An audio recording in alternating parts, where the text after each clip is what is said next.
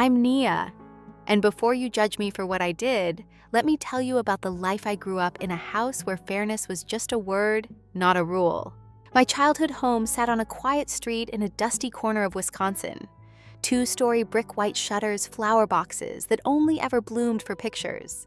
Inside lived my parents, my older brother Leo and me. We were just 2 years apart. But while I was background noise, Leo was the soundtrack. Dad ran a local mechanic shop, Thompson's Auto. Not glamorous, but stable. Mom stayed home mostly, though she dabbled in everything from yoga to essential oils. Money wasn't overflowing, but we weren't scraping by either. The imbalance wasn't in the bank account. It was in the way the spotlight always tilted his way. Nia set the table, Mom would say, while simultaneously gushing.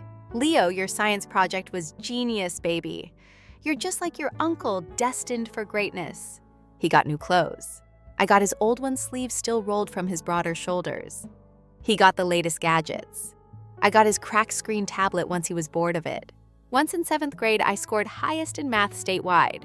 No one mentioned it, but when Leo placed second in his school's chess tournament, they threw a BBQ, a literal grill out for a wooden plaque. And I thought maybe high school will be different. It wasn't. I worked twice as hard, volunteered at the animal shelter, took night classes, graduated with a 4.1 GPA. But when I told them I wanted to study data science, Mom laughed. Actually laughed. Honey, we're not bankrolling a tech fantasy, she said between sips of organic green tea. Let's be realistic. You're more service-oriented. You'd make a lovely receptionist, maybe even hotel management. But what about Leo? I asked, my voice already trembling. You're sending him to Northwestern. That's different, Dad said without looking up. Leo has potential. He's focused. You get distracted. You cry too much. I didn't cry then, not in front of them, but I did cry that night. A long choking sob buried in my pillow while Leo blasted his victory playlist next door. I wanted out, and if my family wouldn't help, I'd find someone who would. So I went to my Nana and popped my dad's parents. Their house smelled like cinnamon and old paperbacks, and it was the only place I felt seen. I spilled everything at their kitchen table, hands wrapped around a chipped mug. Nana didn't say much. She just placed a hand over mine. Pop, though, leaned back and said, "You want this bad, huh?" I nodded, eyes burning. "We don't have savings." "But I do have one thing left," he said. "The cabin. Up by Lake Crowley. We haven't been in years, but the land's still good. Someone will buy." It broke my heart, but they sold it. That cabin was where we'd roasted marshmallows and watched the stars. But they gave it up for me. And I used every dime to apply move out and enroll in a small college 2 states away, data analytics and machine learning. No frills, just focus. My parents didn't visit, didn't call, didn't ask how I was doing. That was the year I stopped being Nia the spare daughter and started becoming Nia the data shark. It wasn't easy. I worked part-time at a delivery warehouse. I skipped social events. I taught myself to code between classes. But 4 years later, I walked across that stage in a cap and gown. My parents never saw holding a diploma they never asked about. They didn't clap for me. But Nana and Pop did from their living room via video call. And I promised I'd pay them back every cent and more. When I moved back to the city, I landed an entry role at a digital risk analytics firm. It was gritty work, sifting through code-pulling data from boring spreadsheets. But I was in. I built algorithms, I made my boss look good, I stayed late, skipped weekends, earned respect. Life wasn't glamorous. My apartment was above a noisy laundromat and smelled like detergent and fried onions. But it was mine, paid for with the brain my family called distracted. Then one Thursday night, I got a text from Leo. First message in 6 years. "Hey sis, long time, you around this weekend?" Something inside me curled with suspicion. But against my better judgment, I replied, "Maybe. Why? Dinner at Mom and Dad's. They miss you." The word miss felt foreign coming from him. Still I went. And sitting at their dinner table again was like stepping into a play where I didn't know my lines. Everything looked familiar, but the script had changed. The food was lavish, the wine flowing. And across from me, Leo sat smiling next to a woman who looked like she was born in a Pinterest wedding board. "This is Chloe," he said. "We're engaged." I forced a smile. "That's actually why we wanted to talk to you," Mom said, eyes glittering. Chloe's parents are covering most of the wedding, Leo chimed in, but we hit a bit of a bump.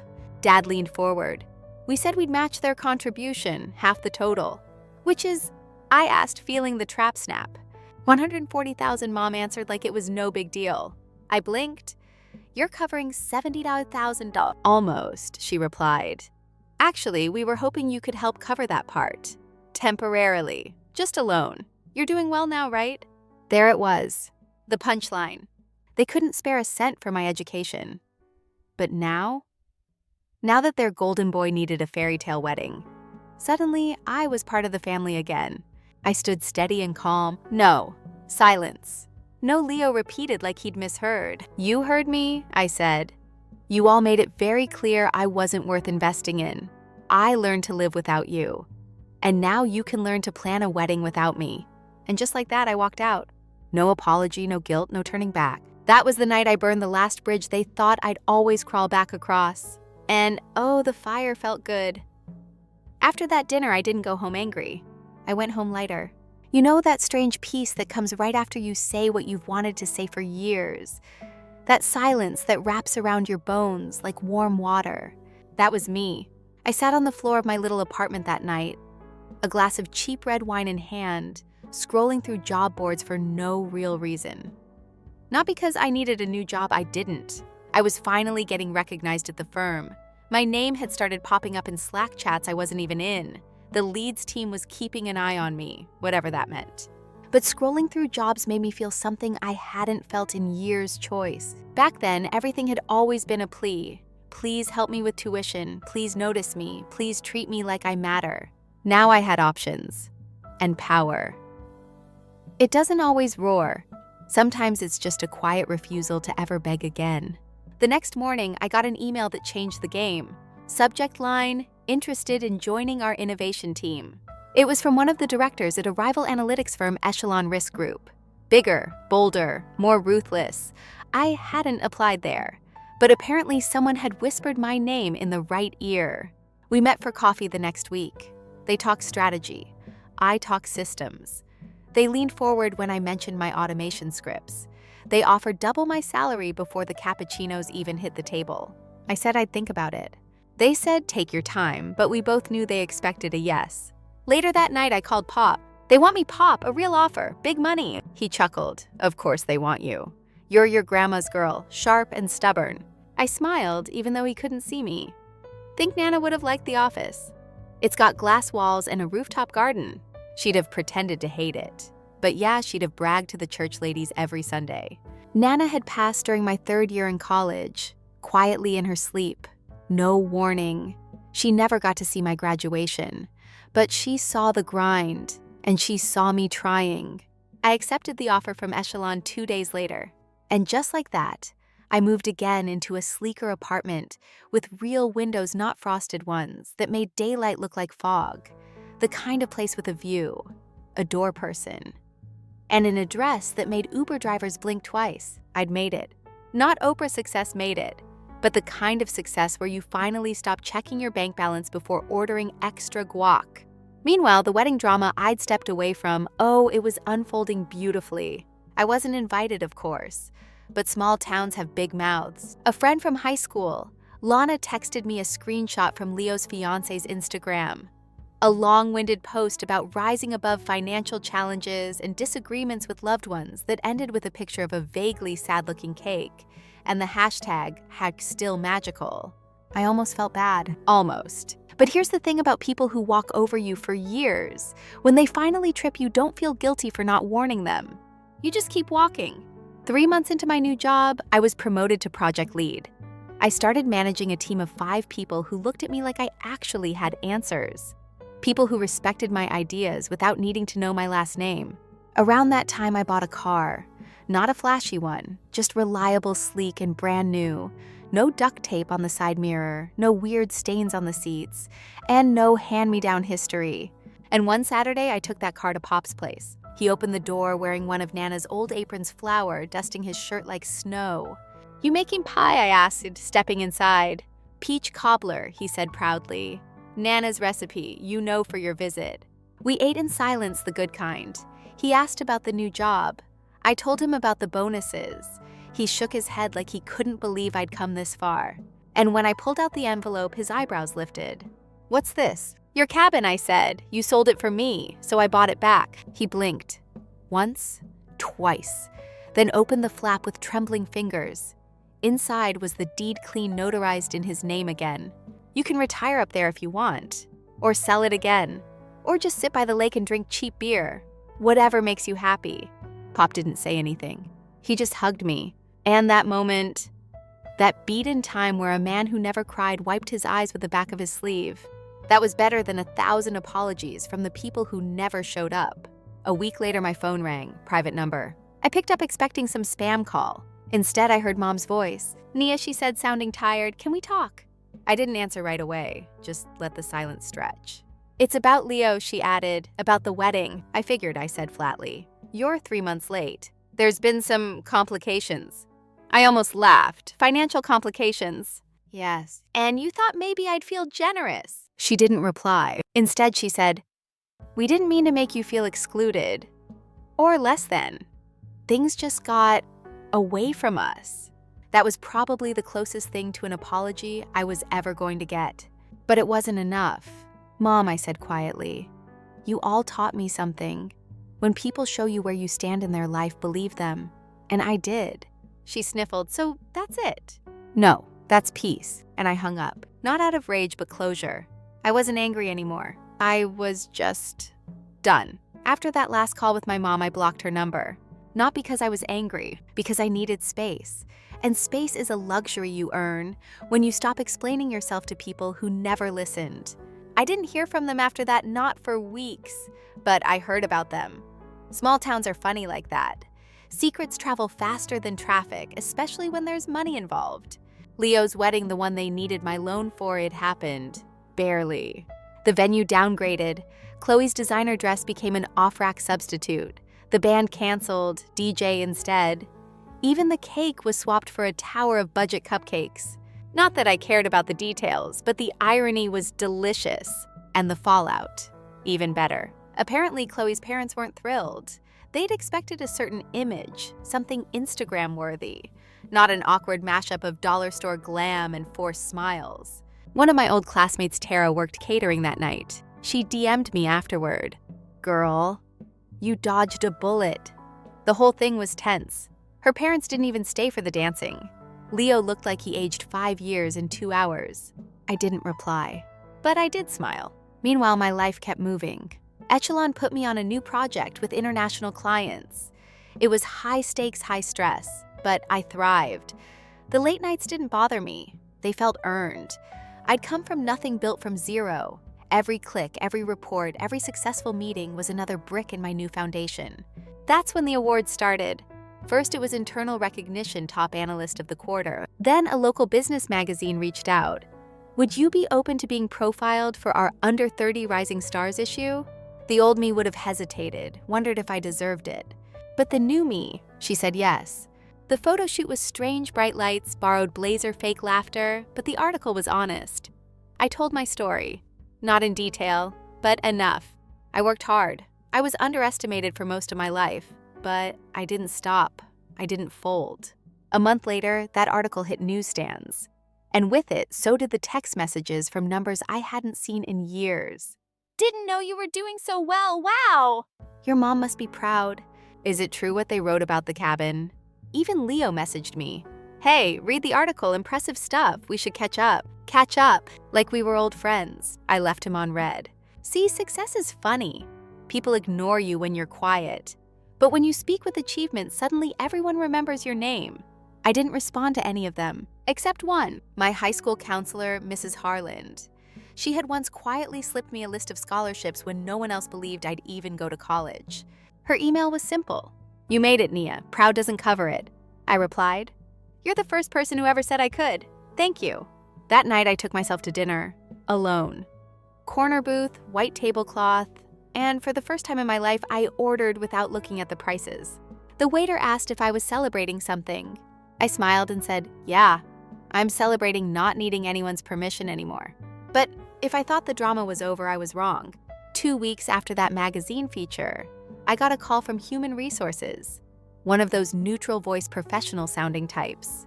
"Hi Nia, we received a call from a woman claiming to be your mother. She asked if we could confirm your salary or position. We, of course, declined, but we thought you should know." I nearly dropped my coffee. They were still at it, still digging, still trying to place a $sign next to my name. Why? Because they'd spent my whole life betting I wouldn't amount to anything, and now they couldn't keep up. That night, Leo called again. This time he left a voicemail. "Hey, I know things got messy, but Mom and Dad are having a hard time. They feel shut out. Maybe we could talk, have dinner, just us." I replayed that message twice, not because I was considering it, but because I couldn't believe the audacity. They feel shut out. They locked the doors long before I ever touched the handle. Still, I was curious, so I agreed, just once. We met at a downtown cafe, neutral territory. He showed up late, of course, wearing a blazer 2 sizes too tight, and that same forced grin he'd worn since high school. "Nia," he said, opening his arms like we were cousins at a family reunion. I didn't hug back. He sat, cleared his throat, and launched in. "They're struggling, you know. Dad's health isn't great. The shop isn't pulling in like it used to, and with all the wedding costs." I raised a hand. "Stop." He blinked. I didn't come here for guilt, or to hear about the bakery of excuses. It's an auto shop. I know what it is, Leo. I used to sweep the floor for $5 a week. He looked away. I leaned in. "What exactly do you want from me?" He hesitated, then like ripping off a bandage said it. "They're thinking of selling the house. They asked if you'd consider buying it. Keep it in the family." I sat back stunned. Buy the house I was never allowed to call home. They said it'd be symbolic, a fresh start. I let out a short laugh. "Tell them thanks, but no. I already own something better." And I stood up. Left enough cash to cover the coffee I didn't drink. Walked out with the kind of peace you don't earn from apologies, but from finally seeing people clearly. Some families break you. Others build you. I'd been lucky to have both. Because without the pain, I wouldn't have grown. Without the silence, I wouldn't have found my voice. And without the betrayal, I wouldn't have built the life they never thought I could. I didn't think much about that conversation with Leo after I walked away from the cafe. It wasn't anger. I'd let that part go a long time ago. What lingered was something quieter, heavier, a truth I hadn't wanted to look at head on. That house, that offer, it wasn't about real estate. It was about memory. About rewriting the narrative they had written in permanent marker. Buy the house, the one where I was always second. No, I didn't need to reclaim it. I had outgrown it. But the story wasn't done trying to drag me back in. A few days after that meeting, I got a letter in the mail. Actual paper. Blue ink. My full name written carefully on the envelope like it was meant for someone else. It was from my mother. The handwriting was still hers, neat measured, trying too hard. Inside was a single page. No greeting, no apology, just a list. Money spent on you over the years. That was the header. Below were line items. Diapers. $95, 800 clothes until age 10. 3-hour to 400 food school lunches. 250 Pop's help with college. Unfair burden on the family. She even included a total at the bottom, 1902, as if I was a debt she'd never meant to carry, as if love had an invoice. I stared at the paper for a long time, not angry, just numb. Then I folded it once, twice, and dropped it in the trash. But I didn't delete it from my memory. I scanned it first, saved it in a folder on my desktop titled Things I Survived. That night I went to Pop's. I didn't plan on saying anything. I just needed his steady presence, the quiet hum of his old fridge, the way he poured tea like it solved everything. But he knew something was wrong. "What happened?" he asked, handing me a chipped mug. I told him. About the house, the cafe meeting, the letter, all of it. Pop listened without interrupting, just nodding here and there, eyebrows twitching when I read him the invoice. When I finished, he set his tea down with a quiet clink. "I remember the day we sold the cabin," he said slowly. "Your dad called it reckless, said we were being emotional." He looked at me, eyes steady. "You weren't a cost, Nia. You were an investment." That broke me a little, the way he said it. Simple, undramatic, but full of the kind of love that doesn't need bullet points. I don't understand how they still see me like a mistake," I whispered. He leaned forward.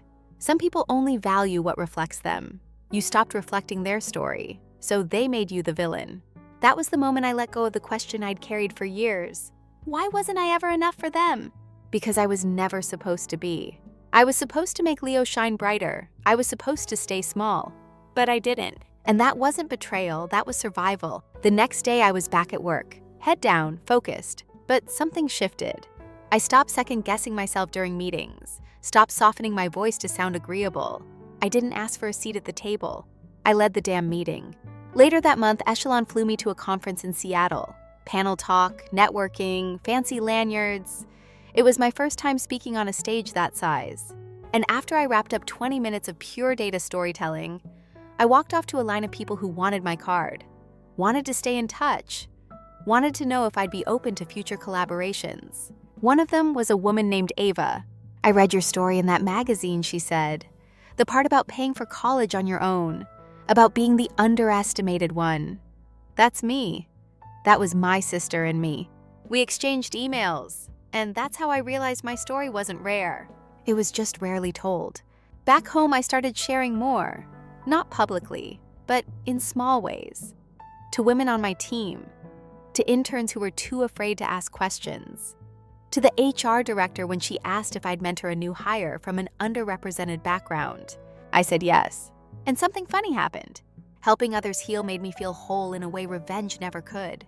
Meanwhile, I didn't hear from my parents again, not a word. Leo stopped calling too. Maybe they finally realized I was done playing the forgotten child in their family fable. Or maybe they just moved on to someone easier. Either way, I didn't miss them. What I missed was something simpler, the idea of having parents, not the reality. And the truth is, Pop was more of a parent than either of them ever were. That summer, I took him back to the cabin. We drove up early windows, down radio low. The lake was just as I remembered, still wide, holding the sky like a mirror. Pop stood on the porch, hands in his pockets, breathing it in. "This place hasn't aged a bit," he said. "You have I teased?" He smirked, only in the beard. We stayed 2 nights, made pancakes, played old records, talked about Nana like she was still sitting beside us. And on the last night, as we watched the fire crackle in the pit outside, he turned to me and said, "You know, your father used to say you were too soft." I raised an eyebrow. "He said you wouldn't survive on your own, that you were always dreaming too big." He poked the fire with a stick. Sparks floated into the dark. He was wrong. I didn't say anything, just smiled, because he wasn't telling me anything I didn't already know. After that weekend at the cabin, something inside me settled. Not in a dramatic movie-ending way. More like the quiet click of a door locking behind you, the kind of peace that comes when you finally stop trying to reopen it. Back in the city, the days passed quickly. Work kept me moving. My team was growing, and with it my responsibilities. Late nights turned into early mornings. I was leading more meetings, pitching to bigger clients, becoming the person I once thought only existed on magazine covers or LinkedIn banners. And then one evening, just as I was shutting my laptop, I got a message. From Ava, subject thought you might want to see this. She'd attached a link to a local online newsletter. I clicked already, half expecting some data breach alert or another industry trend. Instead, I saw them. There they were, my parents, in a blurry photo taken outside a courthouse. The article headline, "Longtime local business owners face eviction over unpaid property taxes." I read it twice. Apparently, the auto shop hadn't been doing well for longer than they let on. Leo's wedding expenses, combined with slow business and some missed payments, pushed them into legal trouble. They were about to lose everything. I didn't know how to feel. That night, I stared out at the city lights from my apartment window, wine glass in hand, memories playing in slow rewind. The first time I was told I wasn't college material. The day I left for school alone, bags in hand, watching my parents' front door stay shut. The letter that listed my worth in dollar signs. I wasn't bitter, not anymore. But I wasn't their safety net either. I closed the tab, shut my laptop, turned off my phone. Some storms aren't yours to stop. The next day, Pop called. He sounded hesitant, which wasn't like him. They stopped by. I didn't have to ask who he meant. He sighed. "Your mom looked tired. Your dad didn't say much." "What did they want?" "Help, support, mostly sympathy, I think." I didn't say anything. "I didn't give them any," he added quickly. "Told them they'd made their choices. Told them you weren't a backup plan." That part stung a little. I didn't want him defending me like I was fragile, but I also understood why he did. "Did they ask about me?" I finally asked. He paused. "Not directly, but they danced around it. Your mom said something like, 'We all make mistakes.' I laughed under my breath. She meant me. I know, Pop said. That's why I closed the door. And just like that, I felt it again, that old ache. Not because they were struggling, but because they still couldn't name what they'd done. Even at rock bottom, they'd rather bend the story than admit they pushed me out of it. A week passed, then 2, and then came a wedding invitation. Not from Leo, from Ava.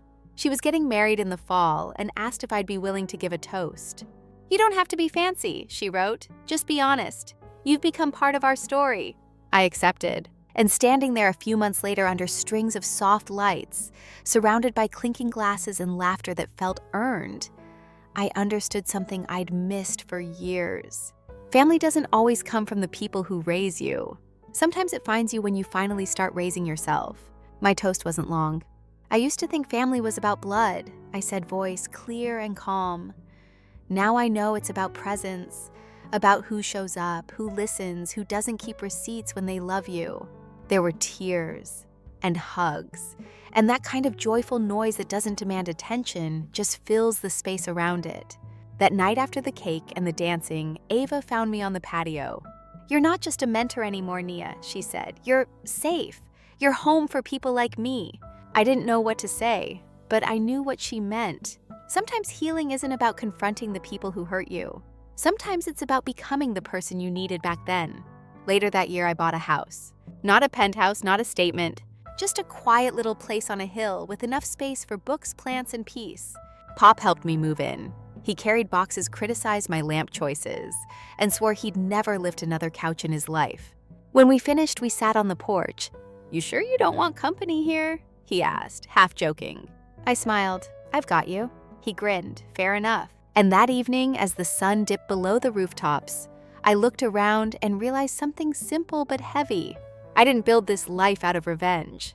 I built it out of refusal. Refusal to stay small, refusal to be forgotten, refusal to let someone else's story swallow mine. And in that quiet space filled with nothing but earned stillness and the people who chose me, I finally understood the difference between surviving and living. Surviving was getting out. Living was never looking back. The first winter in my new house was quiet. The kind of quiet that doesn't feel empty but earned, like silence that wraps itself around you not to isolate, but to comfort. I got used to mornings filled with nothing but the kettle whistling and sunlight slipping through linen curtains. There was no drama, no messages to decode, no voices reminding me of what I wasn't. It took years to reach this peace. And it wasn't the kind you post about. It was private, internal, like breathing in for the first time without feeling like you owe someone for the air. Still, life doesn't pause just because you've made peace with it. A letter arrived in early December, not from my parents, from their lawyer. The envelope was plain, the kind that means business. I opened it at the kitchen table, fingers steady, heart calm. Inside was a short statement. Notice of estate and property transfer consideration. Mr. and Mrs. Thompson have listed you as a potential inheritor of the family property. It was absurd. The same house they'd tried to sell me, the one they insisted I buy to keep in the family. Now they wanted to leave it to me. No note, no explanation. Just names on a deed. I folded the letter and placed it under a coffee mug. Did they think that was closure? A title change doesn't erase decades of being treated like a placeholder in someone else's story. Later that night, I called Pop. He answered on the third ring, voice groggy. "Sorry, was reading. What's up, kid?" I told him about the letter. He didn't sound surprised. "They're trying to fix things the only way they know how," he said. "With property, with paperwork, not words." "I don't want it," I said quietly. "I know," he said. "You don't need it." We sat in silence for a moment. "Let it go, Nia," he said finally. "You already built something better." He was right. So I wrote back through the lawyer. I respectfully decline. I wish them peace, but I do not wish to be part of their legacy. And I meant it, because I had built my own. Weeks later, I was invited to speak at a tech equity conference in DC. I'd been nominated as part of a mentorship initiative, one aimed at lifting first-gen professionals into leadership positions. When I took the stage that morning, looking out over a room filled with young, uncertain faces, I remembered what it felt like to sit where they sat, to want so badly to be seen, to prove you belonged. So I told them what no one told me at their age. Sometimes the people who raised you will never recognize the version of you that grew up. And that's okay. Your job isn't to make yourself small enough to fit into their comfort zone. Your job is to become so full of your own story you stop needing theirs to make sense. When I walked off stage, I felt lighter than I had in years. A few attendees came up to thank me. A girl with tears in her eyes said, "You gave me permission I didn't know I was allowed to take." I nodded, because I knew exactly what she meant. Later that night, I sat alone in my hotel room, scrolling through old photos on my phone screenshots, graduation pics, a photo of Pop holding a slice of birthday cake too big for his plate, and then one of me, on my apartment balcony, wind in my hair, no caption. I didn't recognize that girl at first, because for the first time, she looked free, truly free. Not performing, not proving, just being. A few months later, Pop passed away in his sleep. Quiet, gentle, the way he'd lived. He left a small note in his will for me. "You made your own path, Nia. All I did was make sure no one blocked it. Keep walking." I cried for days, not because I felt lost, but because I finally understood what it meant to be loved without strings. The funeral was small. Pop didn't want a big fuss, just close friends, some neighbors, a few of the men he used to fish with on weekends. No one from my parents' side came. They weren't invited. After the service, I went back to the cabin, alone this time. I stood at the dock and watched the lake ripple under the breeze. And for the first time, I let myself remember everything. The good, the bad, the bruises I hid, and the pride I earned. I whispered a thank you to the water, to the woods, to Pop, to myself. Not for surviving, but for choosing not to settle. Because in the end, it was never about revenge. It was about reclaiming my voice, my space, my story. And somewhere along the way, I stopped needing them to say sorry. Because I stopped needing them at all. Now, every so often, I get emails from young women who've read my talks or heard me speak. They write things like, "How did you keep going when no one believed in you? How do you forgive people who never say sorry? How do you know when to walk away?" I always write back, even if it's just one line, because someone once made space for me. And that space saved me. To the girl wondering if she's too much or not enough. To the one waiting for her family to finally see her. To the one building alone. Here's what I tell them. You're not too much. You were just planted in the wrong garden. Grow anyway. Story 2. After pleading with me to forgive my brother for deceiving me with my ex-wife, my parents insisted that I provide for them and his new family. I recently got divorced at the age of 34 because my wife Amy, a 26-year-old woman, cheated on me with my brother Jake, a 26-year-old man. Yes, my family did choose them over me, but karma had other plans to show you how my whole existence came to an end with this terrible betrayal. I'll start from the beginning.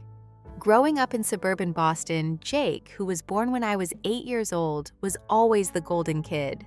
Our parents, Sarah, 56, and Robert, 58, are the ones who see us. They weren't too hostile, but I appeared to disappear. Without a doubt, I was considered an afterthought. We were constantly reminded of this fact throughout our whole childhood. I can vividly remember taking first place in my first science fair in 6th school. I spent months developing a working model of solar system dynamics, complete with rotating planets and orbital computations. The judges gave me a special praise for my mathematical correctness in addition to first prize. Jake practiced for T-ball. Just practice, not even a game. Thus, my parents were not present at the ceremony. Jake's participation ribbons were all over the walls of our living room, and my medal was left on the mantle for a week without being opened before disappearing into the basement. That influenced our entire childhood. My straight A's were greeted with distracted nods while Jake's grades were applauded. When I enrolled in the advanced placement program, my mother first worried that Jake could feel awful about his ordinary coursework. For his 16th birthday, Jake was given a brand new car to boost his self-esteem. Dad claims that in order for me to pay for college and purchase my own clothes, I had to begin working part-time at the age of 16. It was rather challenging to graduate from high school. When Jake was only 10 years old, my parents spent the whole of the ceremony taking pictures of him playing in the stands, rather than watching me receive my diploma and deliver my valedictorian speech. They missed my announcement of my MIT scholarship because Jake was complaining about being bored. Because Jake seemed a little depressed about all your accomplishments, a celebratory meal for Jake's early baseball season was turned into a party. Mom even advised me to be more subdued when I expressed my desire to attend college. Jake had just joined the junior baseball team, so I hardly noticed that I had been admitted to MIT on a half scholarship. That's great, honey.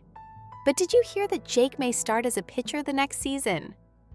I remember realizing that nothing I ever did would be enough at that point, Mom added. The practice child was myself. Jake's real parenting attempt served as the test subject. With the money I saved from 3 part-time jobs, my scholarship, and my determination to never look back. When I was 18, I left for MIT. My folks departed early the day I moved into my dorm because Jake had a summer league game. They didn't help me unload it all. Those college years changed my life. For the first time, I was judged solely on my own merits. I threw myself into computer science after realizing I had a knack for software architecture and graduated with honors. My college thesis on distributed systems optimization piqued the eye of several IT companies, and I had 5 job offers by the time I finished. I still harbor the hope that things will get better. So partly because it was close to home, I chose a promising startup in Boston. By the 5th year, I was the youngest senior developer in the company's history, and within 2 years, I was leading my own development team. My parents didn't really get what I did for a living since they were too busy helping Jake switch to his 3rd college degree. The true turning point in my life happened 4 years ago in a little coffee shop near my place of employment. There, while she was finishing her teaching degree, Amy and I met. She was a barista at the time. Somehow she was able to remember both a personal trait and the sequence of each regular. She admitted that before she finally agreed to go out with me, she had been leaving supportive messages on my coffee mugs for weeks. I had been so preoccupied with my work that I hadn't even noticed. Our first date lasted 6 hours. We talked about everything, including our aspirations, worries, and families. When I told her about my early years, she replied as though she truly understood the difficulties facing my family. They're blind. They don't know what they were lacking. I had the impression that I was being observed for the first time. It felt unbelievable the next year. We cooked elaborate dinners together, trekked in New Hampshire, and spent weekends exploring Boston's secret bookshops. She encouraged me to pursue a major promotion at work, assisted me in preparing for the interviews, and was the one who appreciated my accomplishments the most. After 14 months, she cried with pleasure when I proposed, claiming she had been hoping I would. I thought our wedding was small and perfect at the time. My family spent the whole reception discussing Jake's new job possibility in California once they arrived. Mom really interrupted Amy's father's toast to show everyone a text message from Jake about his 2nd interview. In retrospect, I ought to have seen that as a red flag. However, Amy laughed and brushed it off, saying that she found their dedication to Jake endearing. Our marriage exceeded my expectations in every way. We spoke about establishing a family for 3 years, bought a beautiful condo in Cambridge, and traveled whenever we could. With photos of our trips and a little container garden on our balcony, Amy transformed our house into the warm, nurturing home I never had as a kid. She insisted that we worked as a team and would continuously criticize us. After failing to flourish in California because he didn't fit in with the startup culture, Jake reached out last year. He went back to Boston. He sent me a long email in which he spoke about how much he missed his elder brother and how he wanted to patch things up once he grew up. "Families should stay together," he wrote. Amy encouraged me to give him a chance after I had been thinking about it for a week. "People change," she said. "Maybe they have accepted their defeats." Against my better judgment, I went out to dinner with Jake. The initial encounter was uncomfortable yet promising. Jake seems to have matured and gained self-awareness. "I wanted to make amends and admit that I had it easy as a kid," he said. I introduced him to Amy a week later, and they clicked immediately. At first, everything seemed perfect, as I would discover later. Jake would come up for dinner a few times a week. He brought wine, told us about his adventures in California, and appeared genuinely interested in my work. When our parents started displaying their usual prejudice at Sunday dinners, he even defended me. I started to believe that we may actually be biological brothers. But all of a sudden, things started to shift. Jake began showing up to our house without warning sometimes, while I was still at work. Amy said they were just hanging out and that it was nice to have company as she graded papers. He would stay for dinner, use my coffee mug, and engage in inside jokes and conversation with my wife. I decided to ignore the red flags such as their abrupt quiet when I entered a room. The news of the pregnancy came after knowing looks at dinner and their chance encounters in the grocery store or coffee shop. And Amy's phone suddenly turned to the side as I sat next to her there. We were at home having dinner. Jake was there, of course, when Amy announced the news. I was thrilled, but Jake's answer should have told me everything. It did not surprise him in the least. Instead, he gave me a knowing, gratified smile that made my stomach turn. After that, Jake was always there. He would discuss how involved he would be with our child. Without asking, touch Amy's stomach and comment on the future of the unborn child. I tried to plan a romantic baby moon trip, but hubby unintentionally invited himself. "The baby needs both of us," he added. Amy agreed. I can still clearly recall the night I discovered I had been lying awake replaying months of questionable incidents in my mind. Amy was sleeping soundly beside me, charging her phone on the nightstand. In our 6 years together, I had never once checked her phone. Although I valued privacy and trust, I had a desire to know something. While I was at work, they had hundreds of messages going back 6 months. We discussed the baby-made plans for their future together and held covert rendezvous at hotels. Their baby. They had started sharing a bed shortly after he came back into my life. Assuming that I would be too close to the kid to leave, they had planned to notify me after the baby was delivered. So the pregnancy wasn't a coincidence. As I read every single message till daybreak, I felt my entire universe crumble one message at a time. When Amy woke up, I was sitting in our reading chair holding her phone. She knew right away what I had discovered. She cried. This was not what we wanted to happen. I just clicked with Jake. "You could never know me as well as he does." The phrase she used was really the most overused one in the history of affairs. "We didn't want to worry you, but we were going to tell you." Following my pregnancy, that morning I gave my parents a call hoping they would finally stand by me. Their response shocked me. "Jake committed a mistake according to Mom. However, he will soon become a parent. You have to be the larger person and forgive him. Think about the baby.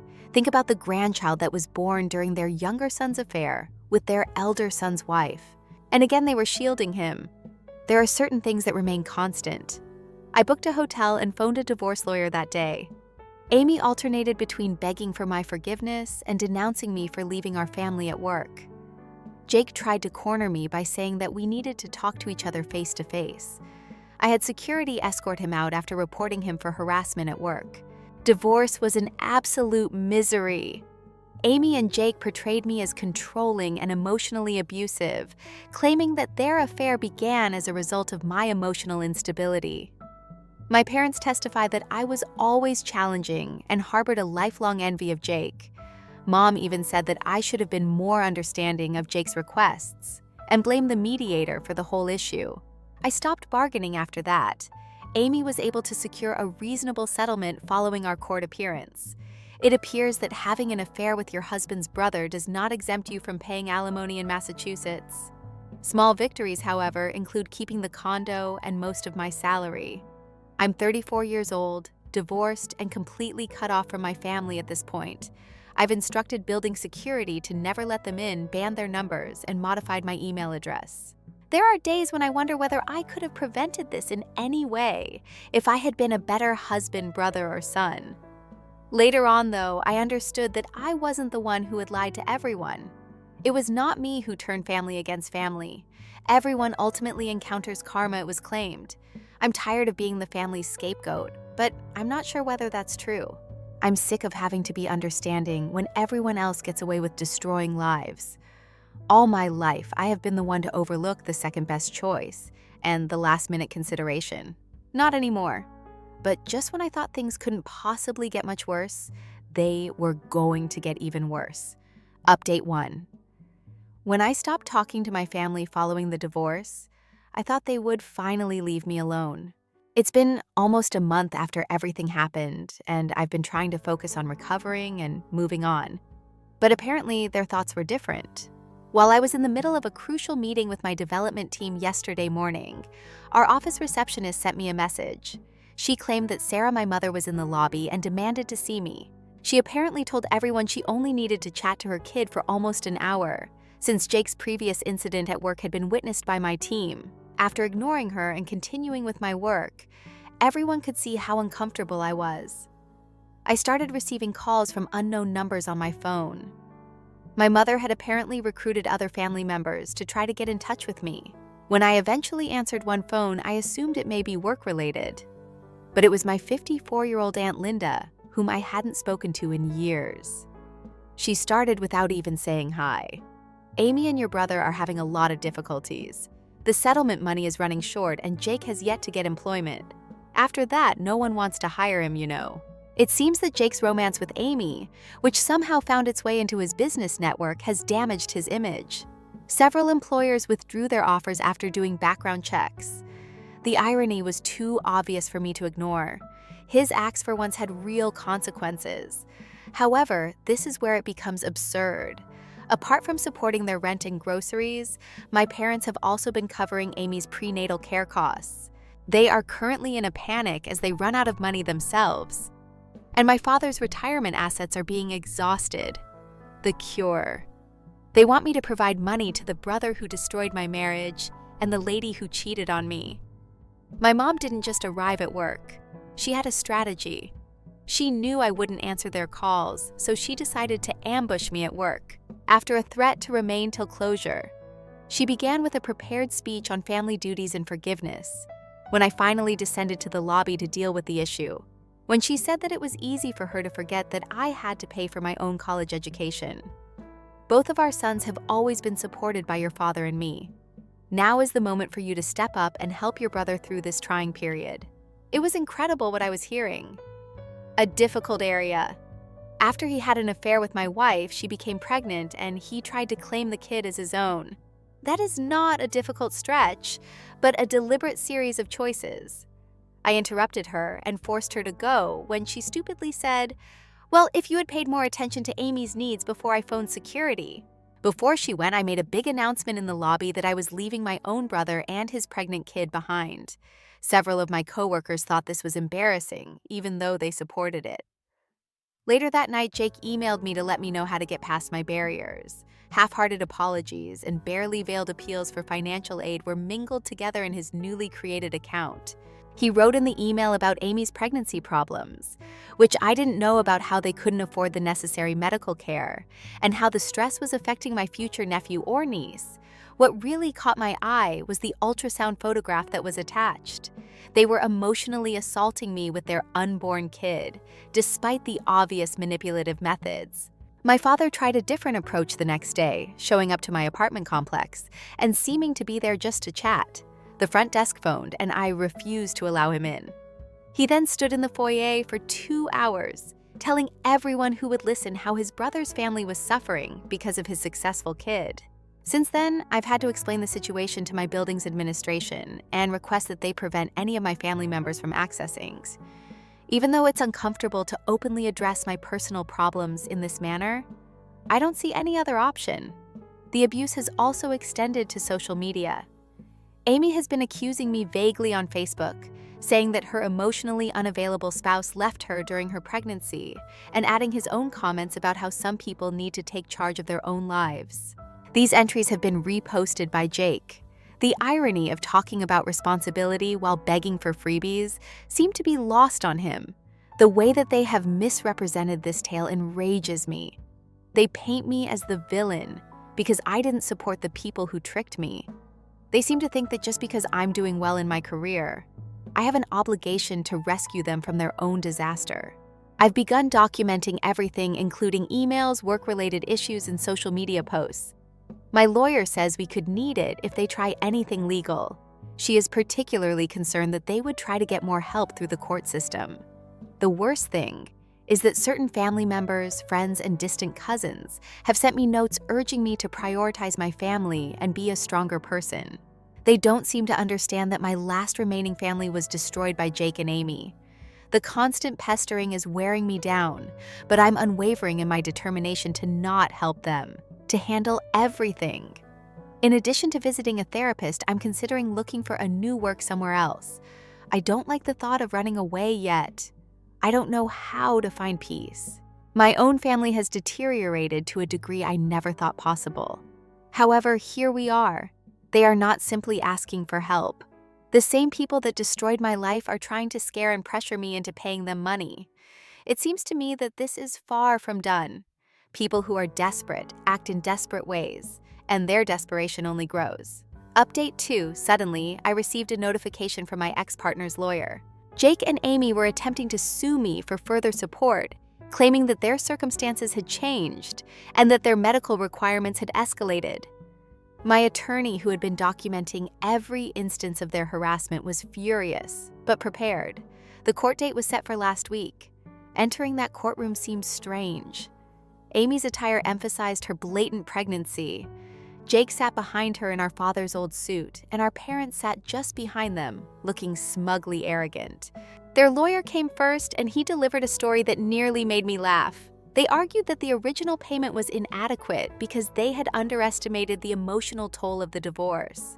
They claimed that Jake had been unable to obtain employment due to my history of workplace harassment, and they even hinted that Amy's pregnancy was in danger due to the stress generated by my vengeful conduct, which purportedly required specialist treatment due to high-risk conditions. My lawyer's response was devastating. My mother's theatrical performances were on the surveillance footage she began playing from my office building, Amy's efforts to enter through the back door, and Jake's aggressive behavior. She then provided proof from social media, including a thorough timeline of their internet harassment campaign. The real surprise was their financial records. Jake had turned down several jobs because they were beneath him, not because I was pleading with the court for sympathy, because he was experiencing problems finding work.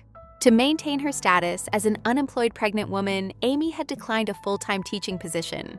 The most damning evidence was Amy's prenatal records, which showed a perfectly healthy pregnancy with normal costs. Their unborn child had been playing porn. The judge was obviously unhappy. When their lawyer tried to argue that mental distress required more assistance, the court cut him off. "It appears that your client committed perjury. Do you wish to continue in this way, counselor?" After a little pause, their lawyer returned with a serious look. Amy was sobbing. Jake looked pale, and their unified front had crumbled. The judge's ruling pleasantly pleased me. He not only denied their request, but he also reduced my alimony by 60%. He stated that this court does not hold parties that abuse the judicial system in high regard. It appears that Mr. Smith is the victim of a carefully thought-out plot to take advantage of him both emotionally and financially. The fallout was swift. When Jake suddenly got a job in retail, Amy thought she could work. My parents told me in their parting message that they would never forgive me for leaving my family and blamed me of ruining Jake's only opportunity. Their lawyer quit from their representation, citing irreconcilable differences about honesty. They were prohibited from the premises, and security was stepped up by my organization. Through mutual contacts, I discovered that Jake and Amy were always fighting over money, and that my parents had taken out a second mortgage to cover legal expenses. I feel like I can breathe at last.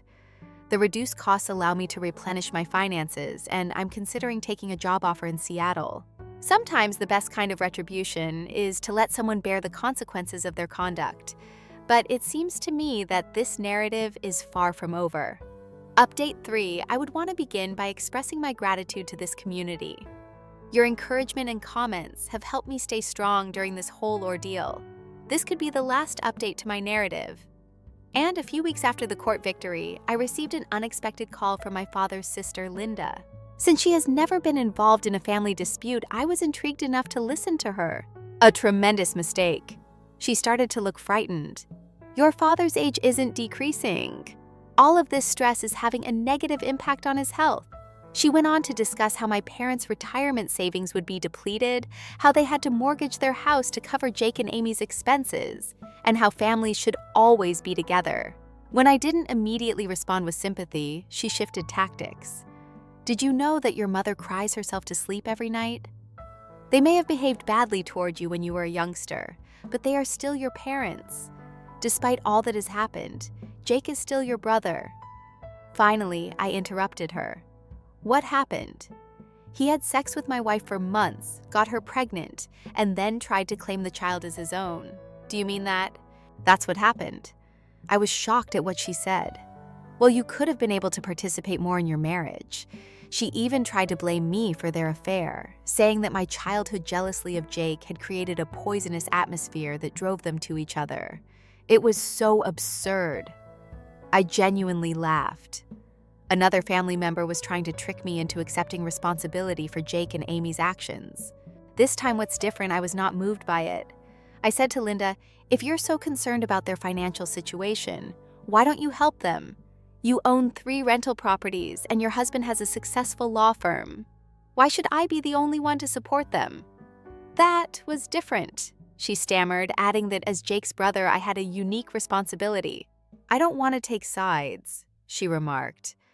I questioned her about why she hadn't intervened during this entire situation. I responded, "But now you're picking sides. Instead of acknowledging the hurt they created, you chose to come to me and demand that I bear the repercussions." Then she disclosed what she thought was her hidden weapon. "Due to stress, your father is considering an early retirement. It could be necessary to sell the residence. Do you want to see your parents lose everything because you're too proud to help?" "No, Linda," I answered. Their decision to support Jake's behavior is costing them everything. They are once again bearing the consequences of their own choices, just like Jake and Amy. What do you know too? It is not my responsibility to remedy it. She underlined that family is ultimately all we have when I'm older and alone. I'm threatening to regret this. "No," I said. "In the end, we only have self-respect, and I'm finally deciding to maintain mine." I hung up on her call and blocked her phone. But it did have the unexpected advantage of giving me clarity. For the first time, I was genuinely free of the shame and duty that had followed me since I was a small child. Later that day, I accepted the employment offer from Seattle. The company is offering a significant promotion, and the move seems reasonable. I'm selling the condo and starting again. My coworkers threw me a goodbye party yesterday. These people helped me through the most difficult months of my life, and I learned what real support looks like. Your value isn't decided by those who can't see it when you make a clear declaration. I received a card signed by all of my coworkers from my closest colleague. I've learned that family is not about blood, but about respect, trust, and support for one another. My genuine family turned out to be my friends who helped me, my coworkers who protected me, and eventually me. I'm finished. To Jake, Amy, my parents, and now Linda. You are in charge of the outcome since you made the choices that led you here. I'm no longer accessible to serve as your scapegoat or ATM. I'm looking forward to starting a new life in Seattle. The projects that await me at my company's esteemed West Coast headquarters excite me. More importantly, I am eager to build a life where I am valued for who I am, not as a golden child of someone else. It feels strangely fitting that I wrote my final piece from an empty condo surrounded by piled boxes. Tomorrow, I'll be heading west. I'll be reflecting on my previous existence with all of its pain and recurring conflict. Yes, last week was the baby's birth. Just in case you were curious. No, I haven't seen any images or spoken to anyone. That chapter of my life is now closed. Once more, I would want to express my gratitude to Reddit for helping me along this journey while I was experiencing self-doubt. I persevered because of your support and advice. Anyone experiencing a similar circumstance ought to understand that their worth goes beyond how their family treats them. Sometimes the best, self-loving thing you can do is to walk away. Time to leave, to new beginnings. Cheers! I appreciate you watching. Please click the notification bell if you haven't already in order to receive updates on additional startling real-life stories that are happening in your area. Story 3. The wedding cake I created was damaged by my brother. My refusal to assist him revealed years of familial partiality and unresolved conflict. I'm a 28-year-old woman from a tiny Midwestern town who comes from a middle-class household. My parents, Linda, 56, and Tom, 58, put forth a lot of effort to support us. Mom was a nurse at the nearby hospital, while Dad taught English in high school. They constantly emphasized that character is more important than material belongings, and taught us the qualities of diligence and humility. Our humble but loving home was where I grew up. Every week we got together to play board games around our old scratch dining table. Dad would entertain us with tales from his teaching days, while Mom prepared her renowned chocolate chip cookies. Some of my favorite childhood memories are of such evenings. I was close to my 32-year-old older brother Jake when we were younger. We would explore the woods behind our house or build intricate Lego castles for hours on end. Every time we went on an excursion, Jake took the lead. He made up fascinating tales about the enchanted animals who lived in our backyard, his imagination going wild. When Jake started high school, things began to shift. Although he had always been intelligent, he really began to shine academically in his freshman year. He started to win prizes in several academic events after his professors commended his brilliance. Although I was happy of him, I also felt that my own mediocre performance was being overshadowed by Jake's accomplishments.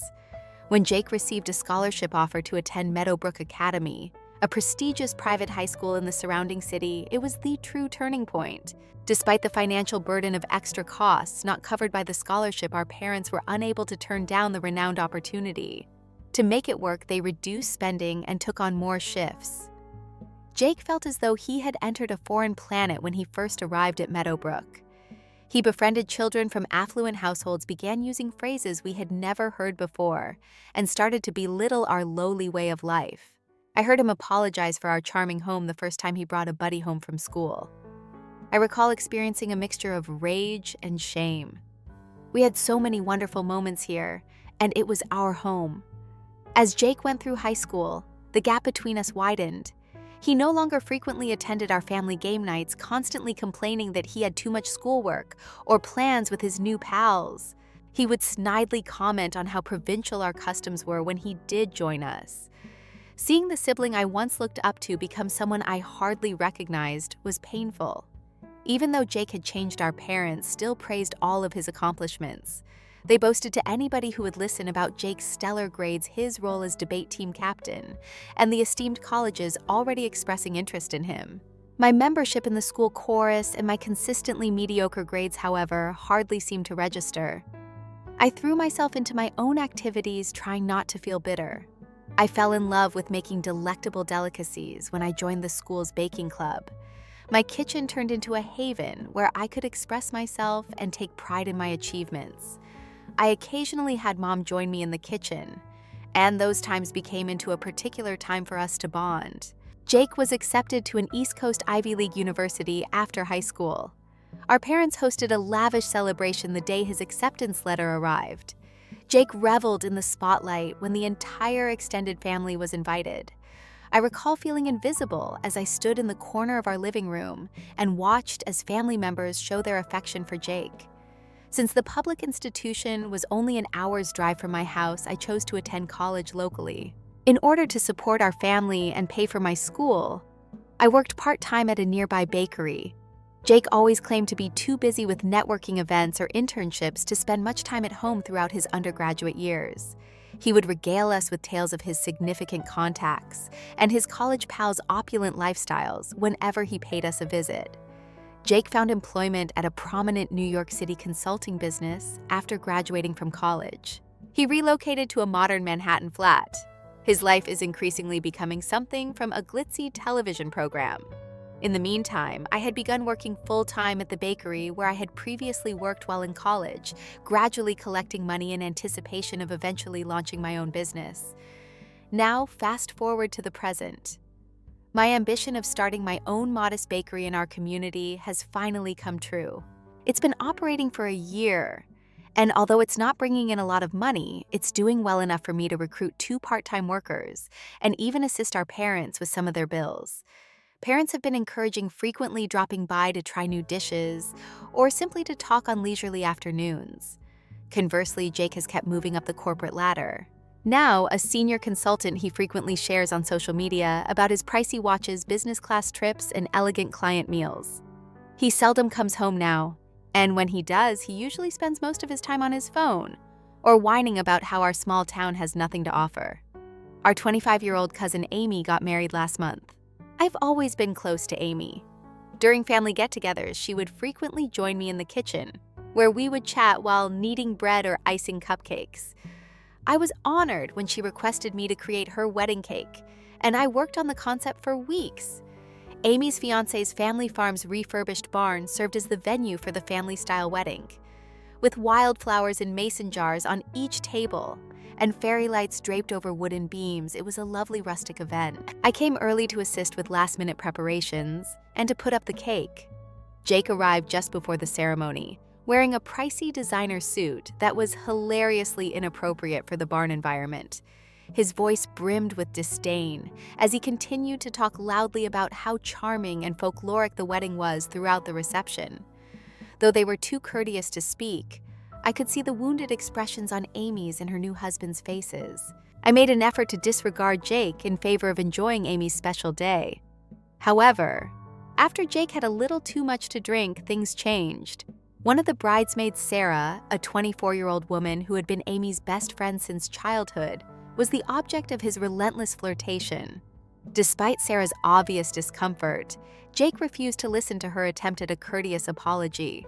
Jake once tripped and spilt his red wine all over his pricey white suit jacket and dress shirt. He began to make a commotion, asking that someone clean the suit for him and yelling about how expensive it was. On what should have been Amy's ideal day, I could tell that she was distressed and that people were gazing. A part of me wanted to assist Jake in preventing more embarrassment and the destruction of Amy's wedding. However, there was a part of me that thought he should be held accountable for his conduct. For once, I chose to remain in my current location and seemed to be unaware of the disturbance. When Jake made another attempt to speak with Sarah, the situation became heated. He fell face first into the 3-tiered wedding cake, which I had spent weeks creating after tripping over his own feet. The room fell quiet. Jake looked very foolish in his damaged fancy suit coated in cake and icing. His gaze swept over the room before settling on me. Through his drunken stupor, I saw a glimpse of the brother I once knew, and I could see the unspoken cry for assistance in his eyes. However, I walked away, leaving him to clean up the mess he had made. As soon as they could, our parents helped Jake up and hurried him out of the reception area. I remained to assist Amy and her new spouse in making the most of their remaining wedding festivities. Amy was kind enough to laugh off the situation, stating that it would make for a memorable wedding tale, and we were able to preserve the bottom tier of the cake. However, I was watching Amy eat the remnants of the cake that I had put my heart into. I couldn't help but experience a range of feelings. Rage at Jake for his actions. I felt bad for not assisting him, and saddened by how far away we had become. Despite my brother's years of being unbearable, am I the jerk for not supporting him during his humiliation? Should I have set aside my grudge and intervened to assist him, or was it appropriate to finally let him deal with the fallout from his deeds? First update, a lot has transpired in the month following Amy's wedding. I wanted to provide everyone an update on Jake's condition and the developments in our family. Jake sent me a flurry of furious texts the morning after the wedding. He said that I made him seem foolish and abandoned him. Some of his communications, which were a combination of sour accusations and inebriated mistakes, were hardly comprehensible. I chose to wait for him to calm down before engaging in any conversation, so I didn't reply to any of them. I got a call from our parents later that day. Dad's voice was tight with displeasure, and Mom was crying. They chastised me for failing to assist Jake, stating that I ought to have set my emotions aside and supported my brother during his ordeal. They were too preoccupied with Jake's humiliation to pay attention when I attempted to share my side of the story. Dad told me I had to apologize to Jake as the call came to a close, and Mom was crying. The following few days were spent in a haze of mixed feelings. On the one hand, I felt bad about not assisting Jake in spite of everything. He remained my brother. Conversely, I felt enraged, furious with Jake for his actions. I'm upset with my parents for constantly siding with him and being upset with myself, for continuing to care about their opinions. Our 75-year-old grandmother, Nana Rose, invited the entire family to Sunday supper a week after the wedding. Our family's matriarch and the voice of reason in any disagreement has always been Nana Rose.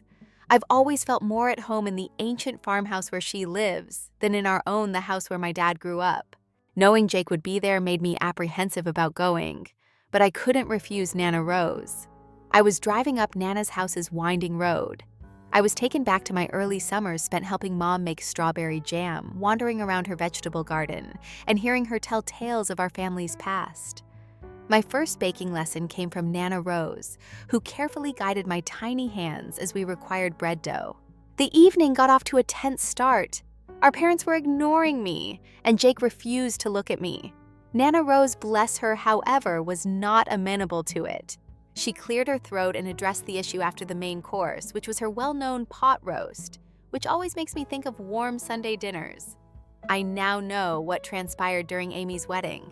She started out in a stern but loving tone, and I believe it's time for our family to have a conversation about humility and respect. After an hour-long discussion, Nana Rose systematically dissected the problems in our family's dynamic. She discussed how our parents' partiality had caused a rift between siblings, how Jake's behavior had been tolerated for years, and how my resentment had grown over time. She brought to mind the principles that our grandfather, who had died 5 years ago, had always attempted to teach us. A farmer grandpa was a man of few words, but great wisdom. A family is like a garden, he used to say. You get what you sow, and if you don't give each plant the same amount of care, some will die and others will grow too big. I was surprised that Jake didn't try to defend himself or interrupt. He appeared more modest than I had seen him in a long time as he sat there. Upon Nana Rose's conclusion, Jake took an unexpected action. He said he was sorry. His voice was hardly more than a whisper as he apologized. Have I not been a real jerk? Before I found my voice, there was a brief silence in the room. I said, "Yeah, you have, but without the rage I had been harboring for so long." Jake continued by explaining that there had been other recent events besides the wedding incident. He was no longer employed by the consulting firm. He had apparently been just as cocky at work as he had been with his family, and his boss had had enough. He acknowledged that in an attempt to keep up the appearance of success at the wedding, he had been overcompensating. I started to see my brother again as Jake talked. Not the haughty, patronizing man he'd grown into, but the weak, insecure one beneath. He talked about how his accomplishments felt meaningless, how he felt lost, and how he put pressure on himself to succeed. To their credit, our parents also expressed regret for their part in permitting Jake's actions. I pushed Jake so hard because I wanted him to have the opportunities that I never had. Mom said, tears in her eyes. Dad admitted that he had preferred Jake because at that age he was ambitious and ready to leave the small-town life behind. Personally, I acknowledged that I could have done a better job managing the wedding situation. I didn't regret not helping Jake right away, though. I recognized that my inaction was partly driven by years of pent-up resentment. By the end of the night, it felt like a weight had been lifted. We didn't resolve everything in one dinner, of course, but it was a start. Jake asked if he could come by my bakery sometime, saying he'd like to see what I'd built. I agreed, albeit cautiously. As we were leaving, Nana Rose called me aside. She put an old leather-bound book into my hands. Her recipe book, the one I'd watched her write in numerous times over the years. "I suppose you'll make greater use of this than I will now," she remarked with a wink. "And remember, families enjoy bread dough. Sometimes you need to let it rest, but you always come back to knead it with love." It's been a few weeks since that supper, and things are changed. Not perfect, but different. Jake has been making an attempt to be less arrogant, and our parents have been more conscientious about treating us equally. Jake has started going to the bakery not only to visit, but to assist out. He's bad at baking, but he's trying, and that means more to me than I can describe. As for myself, I'm attempting to let go of some of my past resentments. It's not easy. Years of feeling second best don't fade overnight, but I'm working on it one day at a time. I know we have a long way to go, but for the first time in years, I feel hopeful about my relationship with my brother and my role in our family. I'll update everyone on the situation as it develops. Post 2. 2 months have passed since my last post, and I wanted to discuss our family's progress as well as some new issues that have come up since our family meal at Nana Rose's. I began to mend my friendship with Jake. In addition to visiting, he has been actively helping out in the bakery on a regular basis. It was kind of a fiasco at first. He managed to get flour into areas of my kitchen that I was unaware existed and almost destroyed a batch of croissants. However, he has persisted, and I must say that having him around has been pleasant.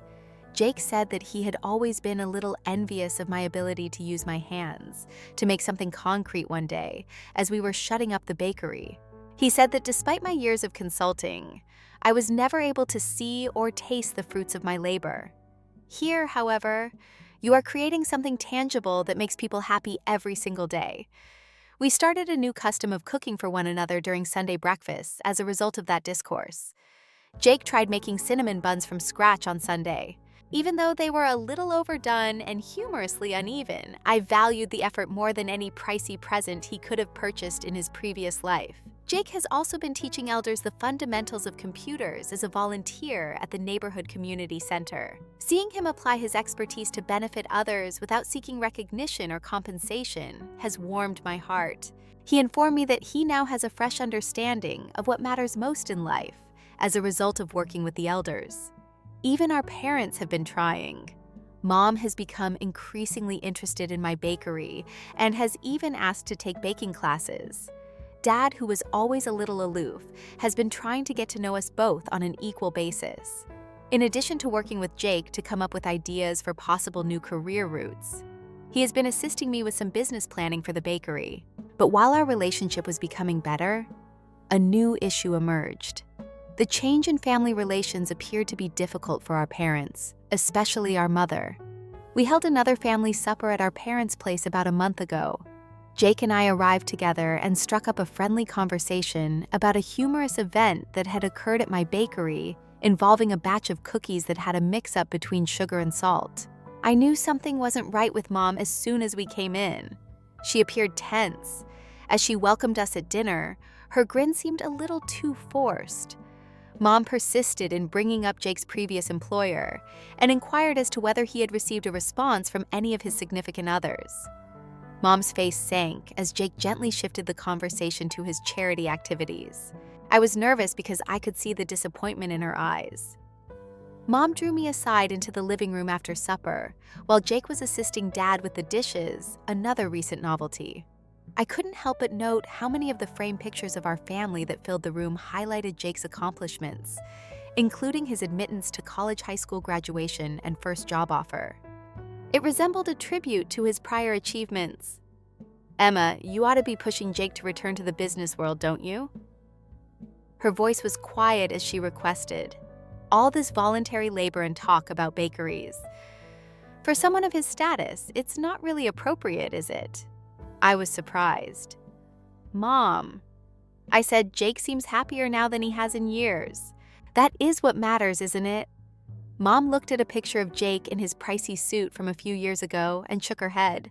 However, his career seemed very bright. All those options, all that education. It feels like a complete waste. Mom wouldn't listen to me when I attempted to explain that Jake was finding fulfillment in his new route and that he was improving as a person.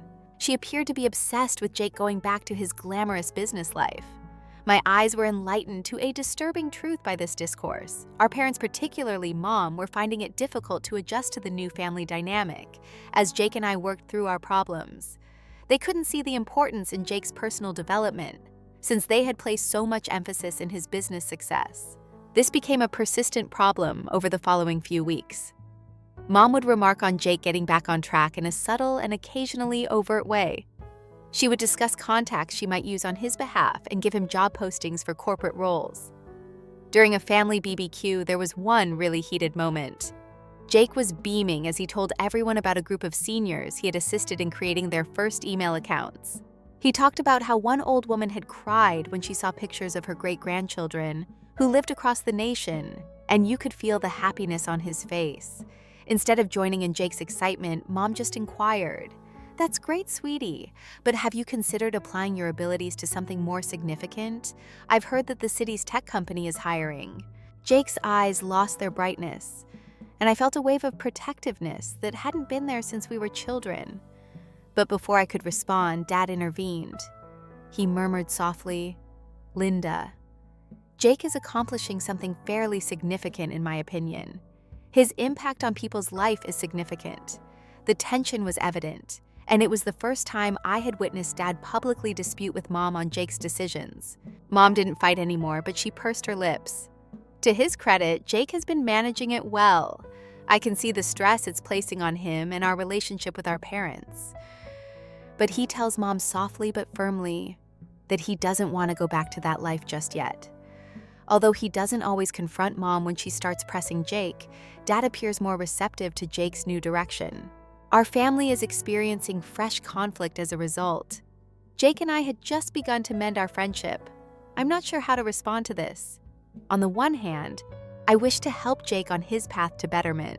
However, since we've only recently begun to work through our prior problems, I don't want to cause further friction with our parents. After discussing it, Jake and I are both at a loss. We're thinking about holding another meeting to discuss this new issue, perhaps with Nana Rose in attendance. However, we're concerned about Mom's reaction. Any advice would be much welcomed as always. How can we assist and encourage our parents, especially Mom, to embrace Jake's new life path? Post 3, another month has passed since my previous post, and I'm pleased to say that our family situation has much improved. Jake and I made the decision to speak with our parents directly about the matter after much deliberation. We invited them to a family gathering at my bakery, after hours along with Nana Rose. We hoped the neutral area would help maintain peace. I was really nervous the night of the meeting. I baked a ton of cookies and muffins throughout the stressful afternoon and placed them on the tables. The aroma of freshly baked pastries, which always makes me think of home and family, filled the bakery as everyone arrived. The beginning of the conference was strained. From the beginning, Mom was protective and said that she only had Jake's best interests in mind. Dad remained silent for the most part, but his expression was filled with turmoil. Nana Rose sat silently absorbing everything with her sage eyes. Initially, Jake quietly talked, describing how much more content and happy he felt in his new existence. He discussed how volunteering gave him a sense of fulfillment and how he was considering launching a small business of his own. Motivated by my achievement at the bakery, his voice was firm yet sad as he said, "Mom, Dad, I appreciate all you've done for me, and I know you wanted the best for me. But I wasn't satisfied with the corporate life. I was always under stress. I felt like I was losing myself and I seldom slept at all. I feel like I'm doing something worthwhile for the first time in years." I expressed my pride in Jake's development as a person and our better friendship. I also mentioned how annoyed I was by Jake's mother's incessant demands that he resume his previous way of life. At first, Mom didn't take it well. She broke down in tears as she expressed her inability to comprehend Jake's decision to discard his education and chances. Her voice broke as she replied, "We gave up so much to give you those chances. How are you able to ignore all of that?" At that point, Nana Rose intervened in her sage, no-nonsense manner. "Linda," she said, "which do you value more, Jake's happiness or Jake's resume?" Mom seems to be stopped in her tracks by that inquiry. She was stunned for a second. Then, to the amazement of everybody, she began to cry. Mom revealed through tears that she had always been self-conscious about our family's lowly origins. She had been proud of Jake's success in business, a means to demonstrate our family's ability to succeed in the world. She thought it would be a step backward for Jake to leave that life. "Looking at Jake and me, I just wanted you to have everything I never had," she added. "Like your father, I struggled, and I didn't want you to." That was a turning point. We all realized for the first time what was causing Mom's actions. Finally speaking out, Dad said that despite his own pride in Jake's new direction, he had given in to his mother's pressure on Jake because he didn't want to let her down. I now see that we lost sight of what truly important because we were so preoccupied with achieving success on the outside. Dad stated in an emotionally charged voice, "I apologize to Emma and Jake for putting you under that much strain. I apologize for not appreciating your path to the fullest extent possible." The ensuing discussion was open, poignant, and ultimately restorative. We discussed redefining success and prioritizing one's own pleasure above social norms. Despite her good intentions, Mom started to see how damaging her actions had been. Nana Rose told us about our family's past, including how our great-grandparents survived the Great Depression and how Grandpa chose to become a farmer in spite of the opposition of his own parents. According to her, the strength of our family has always been our capacity to choose our own paths while standing by one another through thick and thin. We had reached some significant agreements before the conclusion of the evening. Our parents wouldn't put any pressure on Jake about his work and would support his decisions. To check in and resolve any concerns before they became serious ones, we would hold frequent family meetings. We would all strive to communicate our emotions to one another in a more candid and open manner. Instead of attempting to live up to expectations from others, we would concentrate on promoting one other's pleasure. Mom came up to me as we were cleaning up. She took a bite out of one of the cookies I had made earlier. "Emma, these are fantastic," she remarked quietly. "I apologize for my lack of appreciation for your talent. Do you think you could show me how to create these?" We felt as though a new chapter in our relationship had begun with that straightforward request. The situation has significantly improved in the weeks after that meeting. Mom has begun to show interest in Jake's charity work and has ceased sending him employment postings. She shocked everyone last week when she asked Jake to teach her some fundamental computer skills, similar to what he teaches in his community center workshops. Dad has started speaking up more in favor of Jake and me. He has been working with Jake to develop ideas for his possible new business endeavor and assisting me with some business planning for my bakery. As for Jake and I, our bond is just getting stronger. One of my favorite parts of the week is now our Sunday breakfast. Using one of Nana Rose's old recipes, Jake tried making a pie from scratch on Sunday. Even though the filling was liquid and the crust was a little rough, we all giggled while eating it, preparing for his upcoming baking endeavor. Although there are sometimes tense moments and occasional relapses of old behaviors, we now honestly discuss and resolve them rather than allowing them to fester. I'm really pleased of the progress our family has made, even though I know we still have a long way to go. Even though it was regrettable, Jake's awkward moment at Amy's wedding served as the impetus for significant constructive transformation in our lives. I appreciate all of your help and guidance during this trip. Your viewpoints enabled me to successfully negotiate these difficult familial situations. Even if we're not flawless, what counts most is that we're developing and learning together.